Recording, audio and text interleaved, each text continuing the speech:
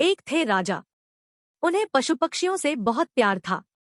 वे पशु पक्षियों से मिलने के लिए वन में जाते थे। हमेशा की तरह एक दिन राजा पशु पक्षियों को देखने के लिए वन में गए। अचानक आसमान में बादल छा गए और तेज तेज बारिश होने लगी। बारिश होने के कारण उन्हें ठीक से कुछ दिखाई नहीं दे रहा था। राजा रास्ता भटक गए। रास्ता ढूंढते ढूंढते किसी तरह राजा जंगल के किनारे पहुंच ही गए। भूख प्यास और थकान से बेचैन राजा एक बड़े से पेड़ के नीचे बैठ गए। तभी राजा को उधर से आते हुए 3 बालक दिखाई दिए। राजा ने उन्हें प्यार से अपने पास बुलाया। बच्चों, यहाँ आओ, मेरी बात सुनो। तीनों बालक हंसते खेलते राजा के पास आ गए। तब राजा बोले, मुझे बहुत भूख और प्यास लगी है, क्या मुझे भोजन और पानी मिल सकता है? बालक बोले, पास में ही हमारा घर है, हम अभी जाकर आपके लिए भोजन और पानी लेकर आते हैं, आप बस थोड़ा सा इंतजार कीजिए। तीनों बालक दौड़कर गए और राजा के लिए भोजन और पानी ले आए। राजा बालकों के व्यवहार से बहुत खुश हुए। वे बोले, यार बच्चों, तुमने मेरी भूख और प्यास मिटाई है।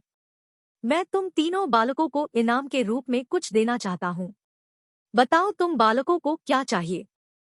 थोड़ी देर सोचने के बाद एक बालक बोला, महाराज, क्या आप मुझे एक बड़ा सा बंगला और गाड़ी दे सकते हैं?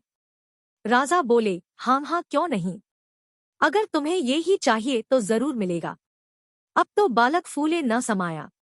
दूसरा बालक भी उछलते हुए बोला, मैं बहुत गरीब हूँ, मुझे धन चाहिए, जिससे मैं भी अच्छा अच्छा खा सकूं, अच्छे अच्छे कपड़े पहन सकूं और खूब मस्ती करूं। राजा मुस्कुराकर बोले, ठीक है बेटा, मैं तुम्हें बहुत सारा धन दूंगा।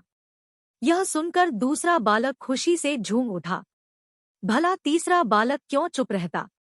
वह भी बोला, महाराज, क्या आप मेरा सपना भी पूरा करेंगे?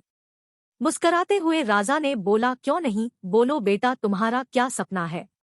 तुम्हें भी धन दौलत चाहिए? नहीं महाराज, मुझे धन दौलत नहीं चाहिए, मेरा सपना है कि मैं पढ़ लिख कर विद्वान बनूं। क्या आप मेरे लिए कुछ कर सकते हैं? तीसरे बालक की बात सुनकर राजा बहुत खुश हुए।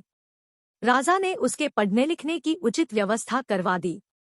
वह मेहनती बालक था। वह दिन रात लगन से पढ़ता और कक्षा में पहला स्थान प्राप्त करता। इस तरह समय बीतता गया। वह पढ़ लिख कर विद्वान बन गया। राजा ने उसे राज्य का मंत्री बना दिया। बुद्धिमान होने के कारण सभी लोग उसका आदर सम्मान करने लगे।